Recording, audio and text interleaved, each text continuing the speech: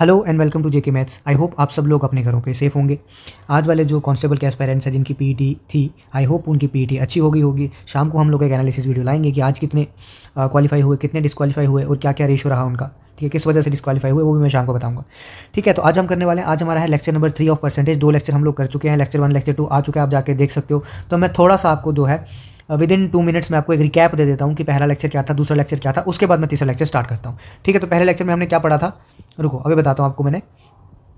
मैंने पढ़ाया था लेक्चर 1 में आपको कि परसेंटेज होता क्या है। उसके बाद मैंने पढ़ाया था परसेंटेज हम लोग क्यों पढ़ते हैं। उसके बाद हमने परसेंटेज टू फ्रैक्शन जो है वो कन्वर्जन देखी थी, परसेंटेज टू फ्रैक्शन या फ्रैक्शन टू परसेंटेज। उसके बाद हमने टेबल देखा था किस परसेंटेज को क्या बोलते हैं, ये बहुत ज़्यादा इंपॉर्टेंट था। उसके बाद हमने देखा था कि कुछ परसेंटेज ऐसी होती हैं जो कि डायरेक्ट टेबल में नहीं आती। कुछ क्वेश्चन भी किए थे, वो देखा था कुछ परसेंटेज ऐसी होती हैं जो कि टेबल में नहीं आती, जैसे 7.25%।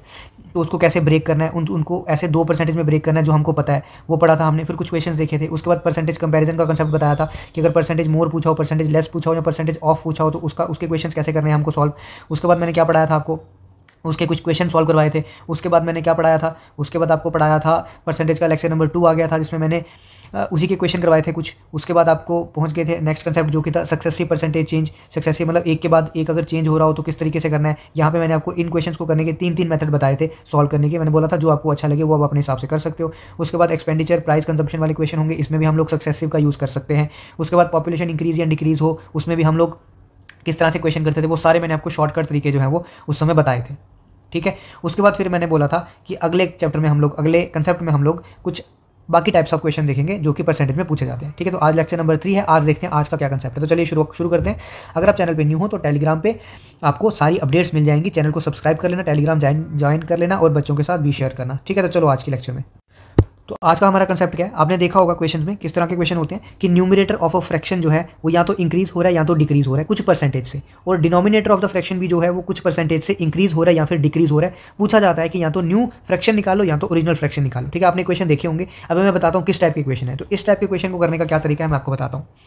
हर क्वेश्चन में मैं कोशिश करूंगा आपको 2 से 3 मेथड बताने की। वो आपकी मर्जी है, आपको कौन सा सही लगता है, आपको कौन सा चूज करना है, कौन सा आसान है, किस टाइप का पेपर है, किस में आपके पास टाइम है, किस में नहीं है, उस हिसाब से आप अपने हिसाब से क्वेश्चन आंसर चूज कर सकते हो। क्या था, if the numerator of the fraction is increased by 20%। ठीक है, if the numerator of the fraction is increased by 20% and denominator is decreased bye 10%। तो ऐसे क्वेश्चन में हमेशा हमको पहले एक परसेंटेज ये फ्रैक्शन लेनी होती है एक्स बाई वाई। तो एक्स क्या हो गया इसका न्यूमरेटर और वाई क्या हो गया इसका डिनोमिनेटर। ठीक है, अब वो बोल रहा है कि न्यूमरेटर जो है वो 20% से इंक्रीज कर रहा है। 20% से इंक्रीज कर रहा है मतलब 20/100x।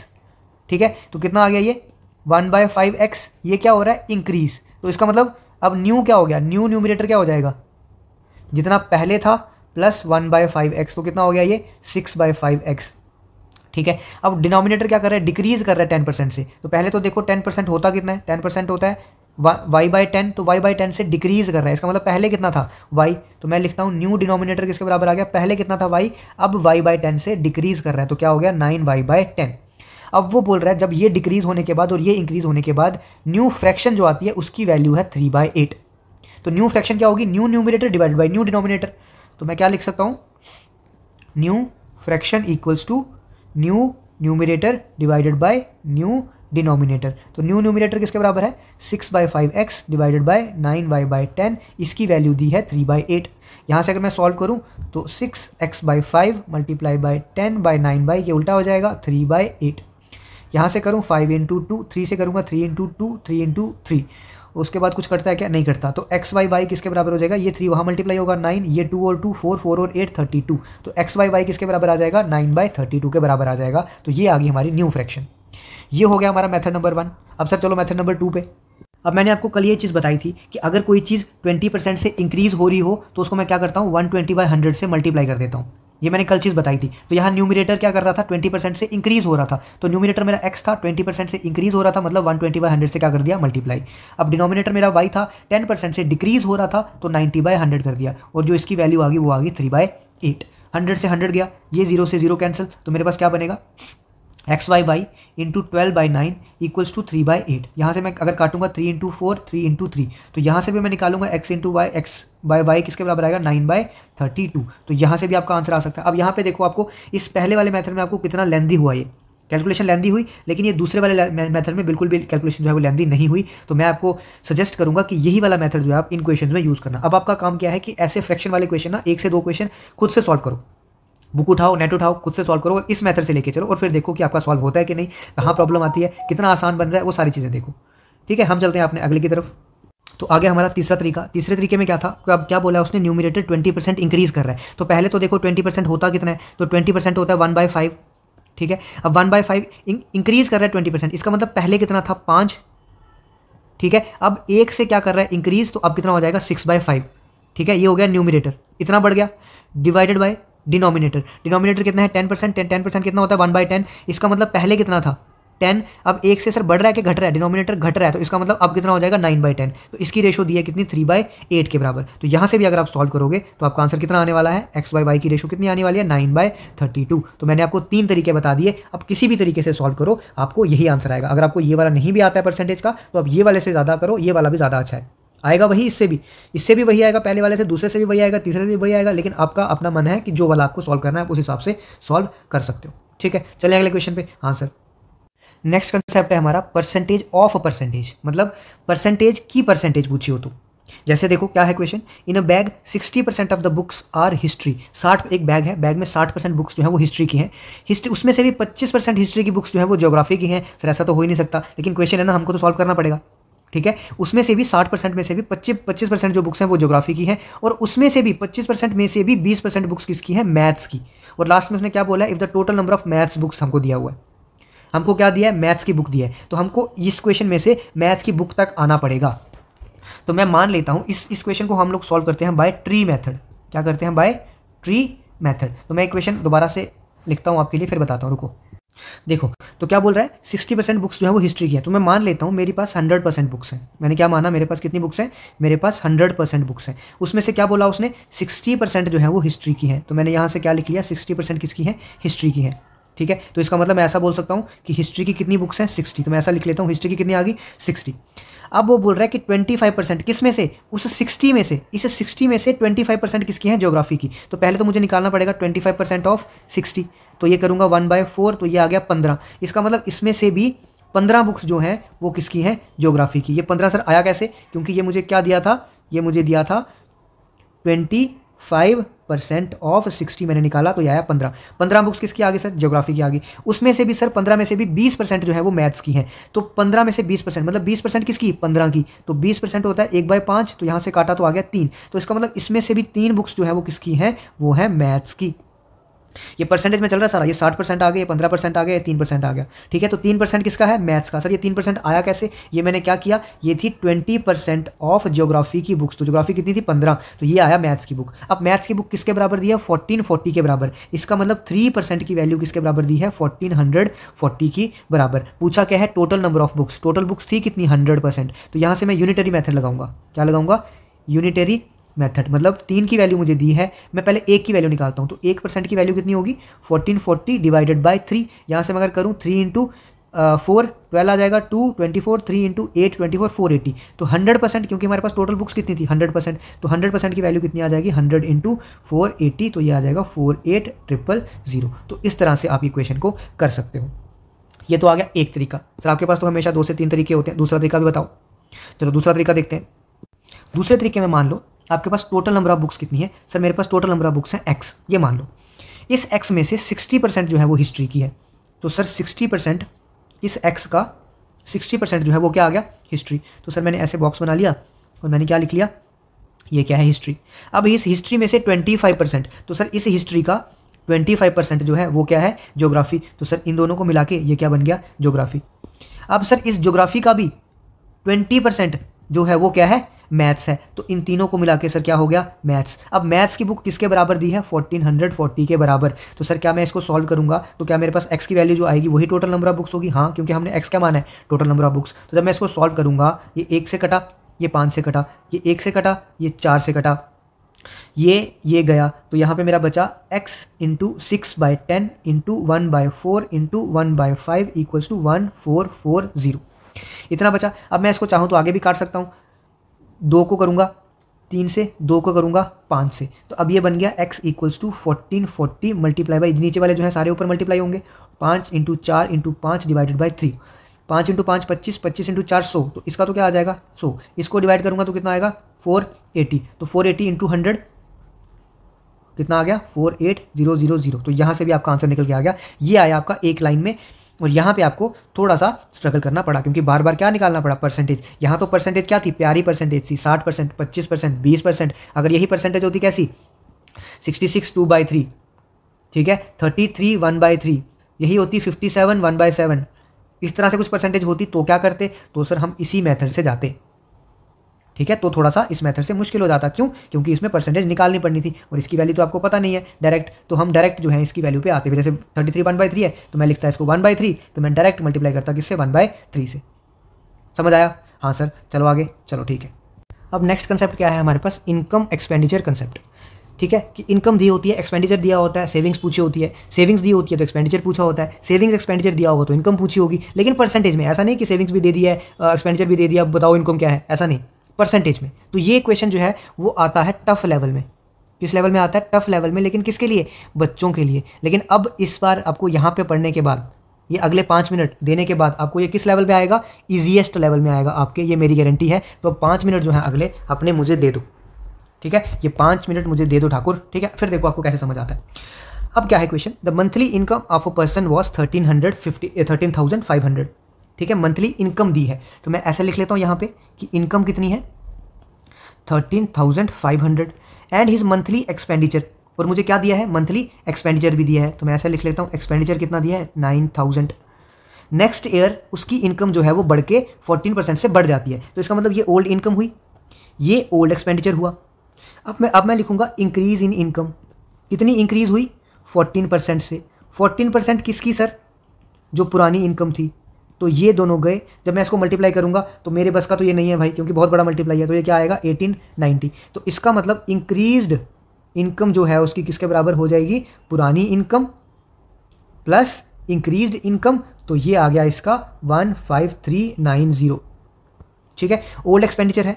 अब एक्सपेंडिचर कितना इंक्रीज हो रहा है 7% से, तो मैं क्या लिखूंगा, इंक्रीज इन एक्सपेंडिचर। कितना इंक्रीज हो रहा है 7%, किसका, पुराने एक्सपेंडिचर का। यहाँ से कट किया तो ये तो चलो 7 9 63, तो 630 आ गया। इसका मतलब इंक्रीज्ड एक्सपेंडिचर कितना हो गया अब मेरे पास 9,000 प्लस 630, तो ये हो गया 9630। इंक्रीज को मैं ये भी बोल सकता हूँ न्यू, बोल सकता हूँ ना न्यू, क्योंकि अब ये न्यू आया, इंक्रीज होके ये क्या आया, न्यू एक्सपेंडिचर।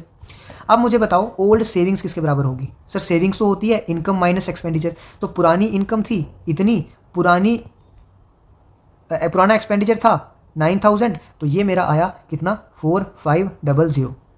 सर क्या कर रहे हो, एक बार मुझे करने दो, फिर मैं आपको जब समझाऊंगा उसके बाद आप देखना कि किस तरह से समझ आता है। ये मेथड हमको करना नहीं है, मैं आपको बता रहा हूँ कि बच्चे इस तरीके से करते हैं और ये 5 मिनट ले जाएगा आपके, लेकिन जो मैं समझाऊंगा वो सिर्फ और सिर्फ आपका इसी बॉक्स के अंदर आ जाएगा, इसी बॉक्स के अंदर करके दिखाऊंगा आपको मैं इक्वेशन, ठीक है। तो ध्यान से देखना, ओल्ड सेविंग किसके बराबर होगी, old income minus old expenditure. New saving किसके बराबर होगी, इसका मतलब सर न्यू इनकम कितनी है 15390, न्यू एक्सपेंडिचर कितना है 9630, तो न्यू सेविंग्स मेरी कितनी आ गई सर 5760। इसका मतलब सर न्यू सेविंग भी है, ओल्ड सेविंग जो है अब देखो कितनी इंक्रीज हुई। तो परसेंटेज इंक्रीज कैसे निकाला जाता है सर, आपने बताया था ऊपर हमेशा होता है डिफरेंस, अगर इंक्रीज पूछा है तो नीचे डिक्रीज वाली क्वांटिटी, मतलब छोटी वाली क्वांटिटी मल्टीप्लाई बाय 100। तो ऊपर डिफरेंस, इन दोनों का डिफरेंस निकालूंगा तो मेरे पास आएगा 1260 डिवाइडेड बाय नीचे डिक्रीज वाली क्वांटिटी, मतलब छोटी क्वांटिटी मल्टीप्लाई बाय 100, ये आएगा 28%। कितना ज़्यादा लेंथी हुआ ये तो। अभी सर आपने तो ये रटा हुआ है, तब भी आपके 2-4 मिनट लग गए, तो हम तो वहाँ निकालने जाएंगे तो हमारी तो बैंड ही बच जाएगी।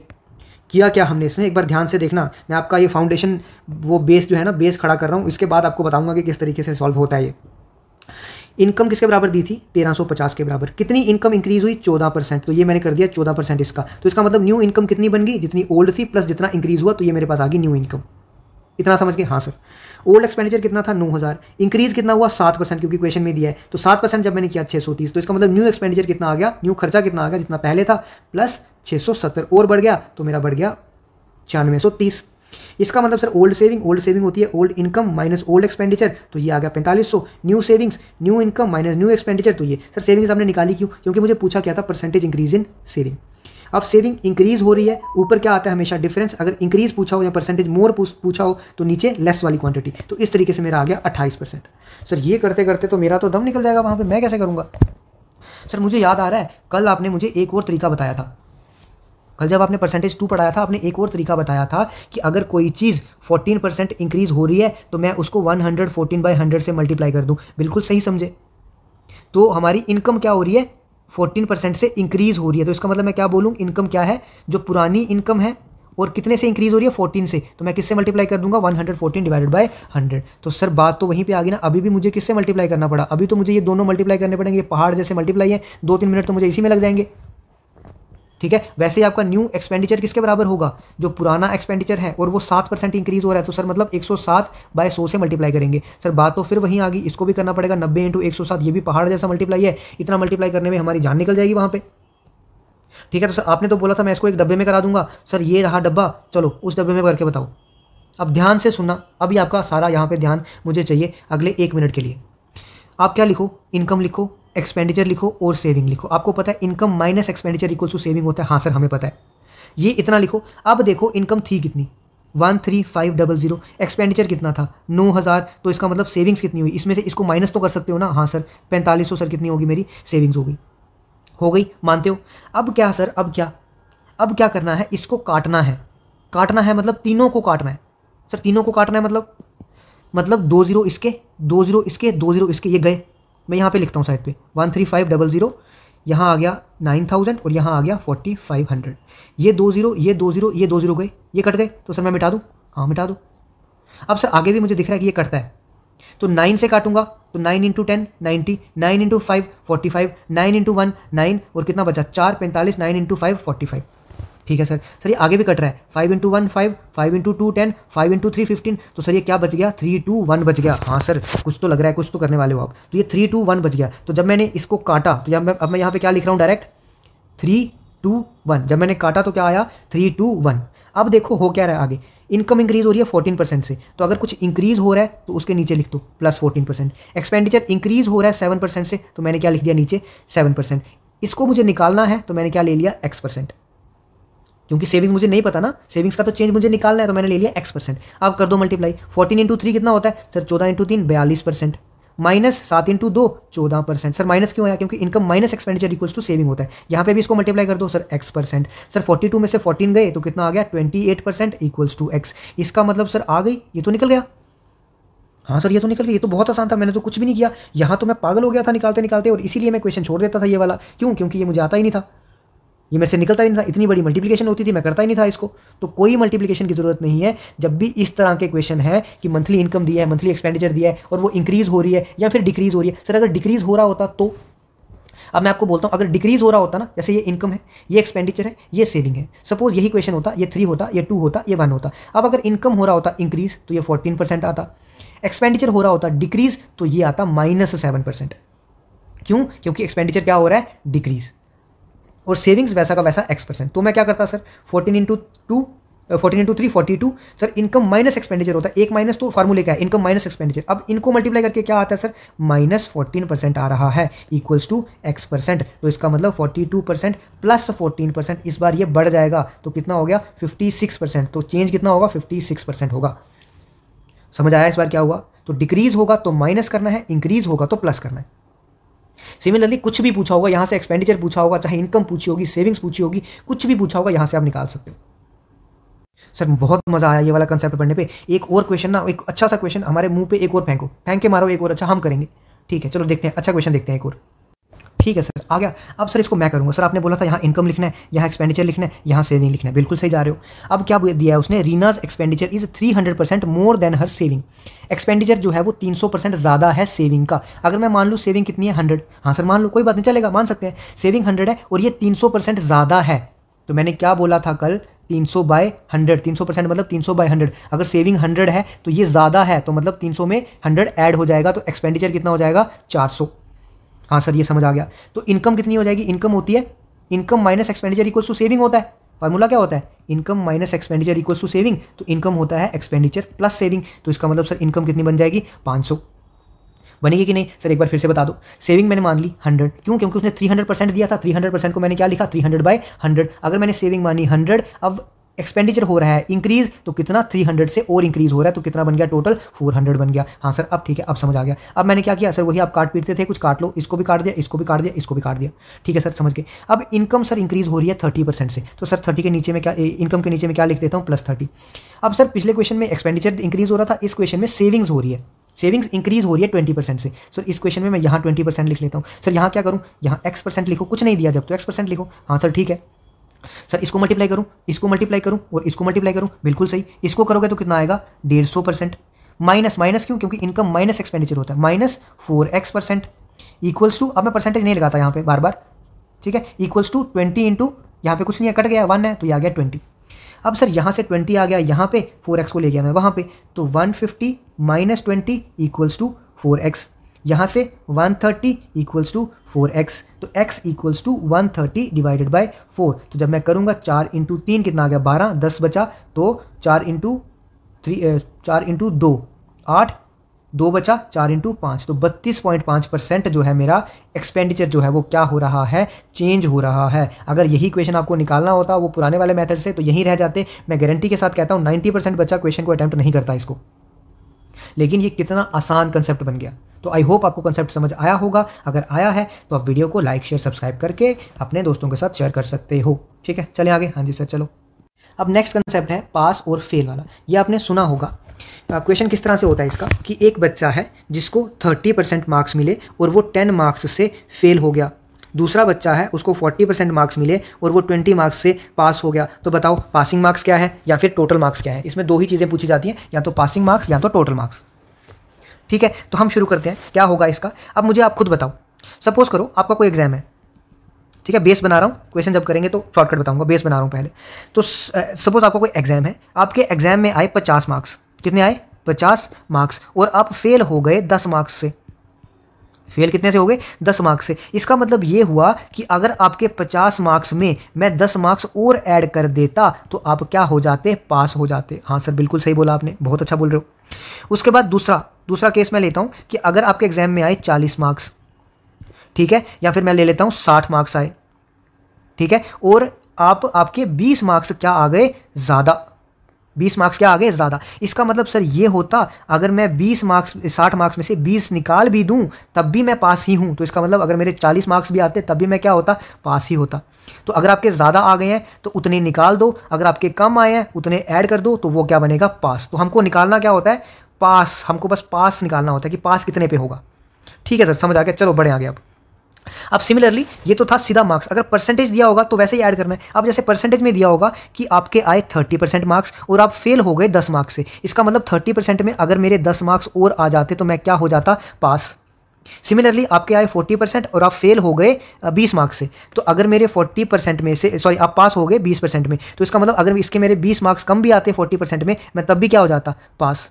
तो परसेंटेज हो तब भी ऐसे ही लिखना है और मार्क्स दिए हो तब भी ऐसे ही लिखना है। हाँ सर अब मुझे समझ आ गया। अब चलो क्वेश्चन पे चलते हैं। क्वेश्चन देखना ध्यान से। A got 30% of the maximum marks in an examination and failed by 10 marks. मतलब ए के 30% मार्क्स आए पर फिर भी वो फेल हो गया 10 मार्क्स से। इसका मतलब अगर उसके 10 मार्क्स और आ जाते तो वो क्या हो जाता, पास हो जाता। ठीक है, इक्वल्स टू, अब बी के 40% मार्क्स आए और टोटल मार्क्स से 15 मार्क्स उसके ज़्यादा आ गए। इसका मतलब बी के 40% मार्क्स तो आए, अगर उसके 15 मार्क्स कम भी आते तब भी वो क्या हो जाता, पास। तो मैंने क्या बोला, क्या निकालना है, मार्क्स का मुझे देखना नहीं है अभी, मुझे देखना है पास। तो ये भी पास होता, ये भी पास होता। ये पास कैसे होता, ये 30% में अगर इसके 10 ज़्यादा आ जाते तो पास हो जाता, इसके 40 में अगर 15 कम भी आते तो ये तब भी पास होता। क्यों, क्योंकि इसके 15 मार्क्स क्या आगे थे, ज़्यादा आगे थे, तो इसके 15 कम भी आते तब भी ये पास होता। हाँ सर ठीक है। अब सर यहाँ से क्या करें, यहाँ से क्या करो, रेशो वाला एक साइड कर लो और दोनों नंबर्स वाले एक साइड कर लो। ठीक है, ये समझ आ गया। अब मैं ये मिटा रहा हूँ, रेशो वाले एक साइड। तो सर ये 30 वाला मैं वहाँ लेके जाता हूँ और ये 15 वाला मैं यहाँ ले आता हूँ। ये -15 था, यहाँ ले आया तो +15 + 10 इक्वल्स टू 40% - 30%। तो यहाँ से आ गया 10% की वैल्यू किसके बराबर होगी, 25 के बराबर। अब पूछा क्या उसने, टोटल मार्क्स। तो टोटल मार्क्स हमेशा कितने होते हैं, 100%। अगर 10% की वैल्यू 25 है तो 100% की वैल्यू कितनी होगी, 250। मतलब 10 से मल्टीप्लाई कर दिया, 250 टोटल मार्क्स आ गए। ये समझ आया सर, समझ तो आया। अब इसमें सर एक बार, लेकिन मैंने क्वेश्चन देखा था, एक बार इसमें यह भी पूछा जाता है कि पासिंग मार्क्स बताओ। क्या पूछा जाता है, पासिंग मार्क्स बताओ। तो पासिंग मार्क्स क्या होते हैं, ये या तो ये निकाल दो या तो ये निकाल दो, ये दोनों क्या है सर, पासिंग मार्क्स हैं, दोनों में से सेम आंसर आएगा। इसका मतलब मुझे 30% निकालना पड़ेगा। तो 30% किसका, टोटल मार्क्स का। टोटल कितने हैं 250 प्लस 10 करूंगा तो क्या आ जाएगा, पासिंग मार्क्स। सर करके बताओ, ये गया ये गया, तो 25 प्लस 25 इंटू 3 75 प्लस 10 तो कितने पासिंग मार्क्स हैं, 85 जो है वो पासिंग मार्क्स है मेरे। ये मेरा क्वेश्चन बन गया। ये दो टाइप्स के क्वेश्चन पूछे जाते हैं, एक तो पासिंग मार्क्स, एक तो टोटल मार्क्स। ठीक है, करना क्या है, जो भी परसेंटेज दी है अगर उसमें ऐड हो रहा है, अगर उसमें ज़्यादा आ रहा है तो कम कर दो, अगर उसमें कम है तो उसमें बढ़ा दो। तो आई होप आपको ये पास फेल वाला कंसेप्ट भी है वो समझ आया होगा। बढ़ते हैं हम आज के आखिरी कंसेप्ट पे। अब इसका क्वेश्चन जो है वो आता ही आता है 100%, एक क्वेश्चन पेपर में आता है, और इसका क्वेश्चन जो है बच्चे लक पे होते हैं कि अगर हो गया तो हो गया, नहीं हुआ तो नहीं हुआ। ठीक है, तो ध्यान से समझना इस कंसेप्ट को, 2-4 मिनट लगेंगे, कंसेप्ट आपका क्लियर हो जाएगा। ठीक है, अब इलेक्शन में क्या होता है, एक वोटर लिस्ट होती है। वोटर लिस्ट सर जिसके पास भी वो होगा, वोटर कार्ड होगा, ठीक है, वही वोट कर सकता है। अब उसमें से भी कुछ बंदे होंगे जो वोट नहीं करेंगे। अब सपोज मैं हूँ, मेरा वोटर कार्ड किसी और डिस्ट्रिक्ट है, मैं कहीं और डिस्ट्रिक्ट में हूँ, तो मैं वोट करने नहीं गया। मेरा वोटर कार्ड तो बना है लेकिन मैं वोट करने गया ही नहीं। तो जो वोट करने गए, जिन्होंने वोट डाला, उनको क्या बोलते हैं, पोल्ड वोट्स, मतलब इतने वोट्स पड़े। एक हो गया वोटर लिस्ट जिसके वोटर कार्ड बने हैं, जिसकी वोटर आईडी है, और उसके बाद जो गया नहीं डालने, जो गया ही नहीं वोट डालने, वो क्या आ गया, डू नॉट वोट, उन्होंने वोट ही नहीं किया। पोल्ड वोट मतलब जो वोट पड़े, वो आ गया पोल्ड वोट। उसमें से भी कोई दादी अम्मा होती हैं, कोई बूढ़े अंकल होते हैं, ठीक है, वो क्या करते हैं, ईवीएम में दबाते तो हैं लेकिन उसका कोई टाइम होता है ना कि 2 से 3 सेकंड आपको दबा के रखना है, उनको नहीं पता चलता, वो एक बार टच करते हैं आ जाते हैं, तो वो वोट्स क्या हो जाते हैं, इनवैलिड। ठीक है, कोई ग्रैंड फादर होगा किसी का, ग्रैंड मदर होगी किसी की, ठीक है, ग्रैंड फादर या ग्रैंड मदर होगी, तो वो क्या करेंगे, वो नहीं दबा पाएंगे अच्छे से ईवीएम को, तो उनके वोट्स क्या हो जाएंगे, इनवैलिड। अब उसमें से फिर जो वोट बचेंगे, जो पड़े थे, पोल्ड वोट्स जो पड़े थे, उसमें से जब मैंने इनवैलिड को निकाल दिया तो मेरे जो वोट्स बचे वो होते हैं वैलिड वोट्स, और यही हमको चाहिए होते हैं, वैलिड वोट्स ही हमको चाहिए होते हैं। जो कैंडिडेट्स को मिलते हैं वो वैलिड वोट्स ही मिलते हैं। ठीक है, वो सिर्फ और सिर्फ वैलिड वोट्स मिलते हैं, तो जो भी मिलते हैं वैलिड वोट्स में से मिलेगा। अब सपोज करो कोई इलेक्शन थी, एक कैंडिडेट को मिला 40% वोट, 50% वोट, और दूसरे को मिला 50% वोट, तो बताओ कौन जीता। सर ये क्या बदतमीजी कर रहे हो, एक को भी 50 है, दूसरे को भी 50 है, सर ये तो टाई है, ये तो कोई जीता ही नहीं। अब मैं दूसरा केस लेता हूं, एक को मिले 40% वोट, दूसरे को 40% छोड़ो, एक को मिले 40 वोट्स, एक को मिले 50 वोट्स, तो सर बताओ कौन जीता। सर इसमें से 50 वाला जीता। 50 वाला क्यों जीता, क्योंकि इसको ज्यादा वोट्स मिले। कितने ज्यादा मिले सर, 10 वोट्स ज्यादा मिले, 10 वोट्स ज्यादा मिले। इसका मतलब ये जीता कितने वोट्स से, ये ध्यान से समझना, ये तभी आएगा आपको आगे क्वेश्चन। कितने वोट से जीता, 10 वोट से जीता। ये 10 वोट्स मैंने कैसे निकाले, इन दोनों का डिफरेंस करके। सर तीसरा केस, एक को मिले सर 20%, दूसरे को मिले सर 80%, या फिर 80 वोट्स मिले, तो सर ये जीता, ये वाला जीता ना, कितने वोट से जीता, सर 60 वोट से जीता। कैसे पता किया, दोनों का क्या डिफरेंस, इतने वोट्स से ये जीता। इतनी समझ आ गई। अब चलो क्वेश्चन पे। अब क्वेश्चन जो है वो बिल्कुल ऐसे मक्खन की तरह हो जाएगा। अब जब भी ऐसे क्वेश्चन हो तो टोटल वोट्स अगर नहीं दिया है तो टोटल वोट्स हमेशा कितने मान के चलने हैं हमको, 100%। टोटल वोट्स कितने मानने हैं, 100%। ठीक है सर, 2 कैंडिडेट हैं, ये मैंने मान लिया कैंडिडेट 1, ये मैंने मान लिया कैंडिडेट 2। अब उसने बोला one of the candidate got 62%, तो इस एक कैंडिडेट को कितने मिले हैं, 62%। टोटल वोट्स कितने हैं, 100%। एक को मिल गए 62%, तो दूसरे को सर कितने बचे, 38%।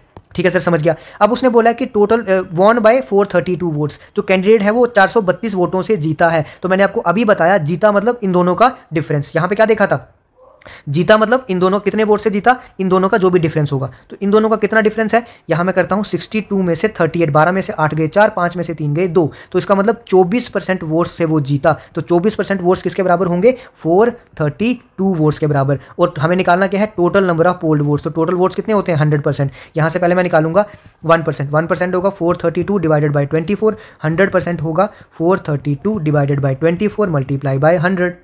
ठीक है, अब मैं इसको 8 से करता हूँ, 8 इंटू 3, 8 इंटू 5 40, 32, 8 इंटू 4 32, 3 से करूँगा, 3 इंटू 1 3 24, 3 इंटू 8 24, तो कितना आ गया, 1800 मेरे क्या आगे वोट्स। ठीक है, तो आपको समझ आया मैंने क्या किया मैंने, जो भी जितने वोट से जीता है वो क्या होता है, इन दोनों का डिफरेंस। और ये वोट हमेशा कौन से होते हैं, वैलिड वोट्स। कौन से होते हैं, वैलिड वोट्स। और अगर हमको टोटल वोट्स नहीं दिए हैं तो मैं क्या मानूंगा, 100%। अगर टोटल वोट्स दिए होंगे तो सिचुएशन अलग होगी, जो कि अगले क्वेश्चन में है, लास्ट क्वेश्चन है। क्या है, in a college election between 2 candidates, 1 candidate got 55% of the total valid votes एक कैंडिडेट को कितने मिले 55% ऑफ वैलिड वोट्स। ये याद रखना, ये बहुत इंपॉर्टेंट है, valid votes. 15% of the votes were invalid, तो 15% जो है वो इनवैलिड वोट्स हैं, ठीक है। टोटल वोट्स उसने दिए हैं इतना। अब टोटल वोट्स उसने दे दिए ना हमको, टोटल में से क्या इनवैलिड जो है वो यूज़ होते हैं क्या हमारे? इनवैलिड तो निकालने होते हैं, क्यों? क्योंकि वो तो वैलिड वोट्स है ही नहीं, ठीक है। तो पहले तो मुझे क्या करना है कि टोटल वोट्स कितने हैं। टोटल वोट्स है मेरे पास 15200, इसमें से इनवैलिड कितने हैं 15%, मतलब 15% ऑफ 15200। जब मैंने इसको काटा तो मेरे पास इनवैलिड वोट्स आए 2280। इसका मतलब वैलिड वोट्स कितने होंगे? जो टोटल थे उसमें से मैंने क्या निकाल दिया, इनवैलिड निकाल दिए, तो ये कितने बचे वैलिड वोट्स, तो ये आएंगे 12920, ये आगे वैलिड वोट्स। अब कैंडिडेट, पहले कैंडिडेट को मिले थे 55% ऑफ वैलिड वोट्स, इसका मतलब दूसरे कैंडिडेट्स को मिले होंगे 45% ऑफ वैलिड वोट्स। सर ऐसा क्यों? क्योंकि वोट्स हमेशा 100% होते हैं, एक को अगर 55 मिला दूसरे को कितना मिलेगा 45। पूछा क्या है, what is the total number of valid votes the other candidate got. Other candidate मतलब कौन सा, ये 45% वाला, मतलब मुझे निकालना है 45% ऑफ वैलिड वोट्स। ये जब मैंने इसको सॉल्व किया, टू से किया, 2 से तो होगा ही नहीं, 5 से किया, 5 × 2 5 × 9, ठीक है। अब मैंने जब इसको काटा तो काट पीट के मेरा कितना आया, 5814। तो इतने वोट्स जो थे, इतने वैलिड वोट्स जो थे वो मिले कैंडिडेट 2 को। सर ये भी तो थोड़ा सा लेंदी है, सर प्लीज़ इसका भी कोई फार्मूला बता दो, कोई शॉर्टकट बता दो ताकि हम आसानी से कर सकें। तो ठीक है, मैंने आपको पढ़ा रखा है। क्या पढ़ा रखा है सर, फिर से बता दो। चलो सुनो, 2 कैंडिडेट थे, एक था ए एक था बी। ए को मिले 55% ऑफ क्या, वैलिड वोट्स। दूसरे को मिले 45% ऑफ क्या, वैलिड वोट्स। सर उसने पूछा क्या है, 45% ऑफ वैलिड वोट्स, तो मैं सर ऐसे लिखता हूँ 45% ऑफ वैलिड वोट्स। तो सर वैलिड वोट्स हैं कितने हैं, ठीक है, ध्यान से देखना। सर वैलिड वोट्स जो है वो हैं कितने हैं, तो क्वेश्चन पे आ जाओ। क्या बोलता है वो, 15% जो है वो इनवैलिड है। सर अगर 15% इनवैलिड है तो इसका मतलब 85% क्या होंगे, वैलिड होंगे। सही है, हाँ सर सही है। और किसके 15% इनवैलिड किसके हैं, टोटल वोट्स के। तो टोटल वोट्स के 85% जो हैं वो क्या है, वैलिड वोट्स। और बी कैंडिडेट को कितने मिले, 45% ऑफ टोटल वैलिड वोट्स। ये क्या आगे, वैलिड वोट्स। समझ आइए क्या कैसे आया 85%। 15% क्या थे, इनवैलिड, तो वैलिड कितने बचे 85%। मैंने आपको कल बताया था ना, अगर 30% मैं इंक्रीज़ कर रहा हूँ तो मैं क्या करूँगा 130/100। अगर मैं 30% डिक्रीज़ कर रहा हूँ तो क्या करूँगा 70/100। वही सिमिलर यहाँ पे भी हुआ, 15% इनवैलिड थे, 15 को निकाल दो तो बचा कितना 85% ऑफ 100, मतलब 85/100। अब इसको आपको बस सॉल्व करना है, इसको काटना पीटना है। ये 2 0 जो है नीचे काटता हूँ, 45/100 इंटू 85/100 इंटू 15200, इस 0 से ये काट दिया। अब नीचे आप काट पीट कर लो इसको, 5 से करूँगा तो 5 × 20, 5 से करूँगा तो 9, इसको करूँगा 5 से करूँगा तो 17, 5 से करूँगा तो 4, इसको 4 से करूँगा तो 3 12 और 2 12 3 32 और 8, तो मेरा कितना आया 9 × 17 × 38, तो ये मेरा बनेगा 5814। यही आया। यहाँ पे सिर्फ क्या था, एक मल्टीप्लिकेशन थी, लेकिन यहाँ पे क्या था, बहुत सारी मल्टीप्लिकेशन थी। ये तो क्वेश्चन आसान था तभी आपका ये इजी हुआ, लेकिन अगर ये थोड़ा सा क्वेश्चन मुश्किल होता तो कैलकुलेशन और मुश्किल होती। अब आपकी मर्जी है कि आप पहले मेथड से करो, दूसरे मेथड से करो, जिस मर्जी मेथड से करो। तो भैया यहाँ आपका परसेंटेज होता है ख़त्म। इस बार लेक्चर थोड़े से लेंदी होंगे, क्यों? क्योंकि साथ साथ में मैंने क्या किया है, साथ में क्वेश्चन भी इंक्लूड है इसमें। पहले क्या होता था, सिर्फ कंसेप्ट होते थे, क्वेश्चन अलग से एमसीक्यूज वीडियो आती थी, इसमें क्वेश्चन भी इंक्लूड है, लेकिन एमसीक्यू वीडियो है जो है वो तब भी अलग से आएगी, ठीक है, वो तब भी आएगी। उसमें प्रीवियस ईयर क्वेश्चन एसएससी के हों, जेकेएसएसबी के हों, या जो भी इंपॉर्टेंट क्वेश्चन होंगे वो मैं उसमें डालूंगा, ठीक है। तो आई होप आपको चीज़ें समझ आई होंगी। अगर समझ आई हैं तो आप शेयर, लाइक और सब्सक्राइब कर सकते हो जेके मैथ्स को। और आपके पास टेलीग्राम है, टेलीग्राम लिंक है डिस्क्रिप्शन में है, चैनल पे जाओ मिल जाएगा, टेलीग्राम लिंक ज्वाइन करो। वहाँ पे मैं अपने हैंड रिटन जो होते हैं नोट्स वो मैं प्रोवाइड कर देता हूँ, ठीक है। जैसे कि मैंने आज किए मेंसुरेशन के, जैसे ये सारे मेंसुरेशन के जितने भी नोट्स थे वो सारे मैंने आज जो है आपको टेलीग्राम पे प्रोवाइड कर दिया, मेंसुरेशन 3D के भी और मेंसुरेशन 2D के भी। इसमें मैंने समझाया भी है सारा कि कैसे किस तरह से क्या फार्मूले आते हैं, आप देख सकते हो, सारी डायग्राम बना के, सारी फिगर बना के, किस तरह से एरिया आता है, किस तरह से याद रखने का तरीका, वो सारा चीज़ें मैंने आपको बताई हैं। तो इस तरह के नोट्स भी आपको मिल जाएंगे, आपको लेक्चर्स भी मिल जाएंगे, तो आप आराम से अपनी पढ़ाई करो, ठीक है। और चीज़ें पसंद आ रही हैं तो चीज़ों को, वीडियो को लाइक, सब्सक्राइब, शेयर कर सकते हो। आज के लिए इतना ही रखते हैं। थैंक यू, धन्यवाद।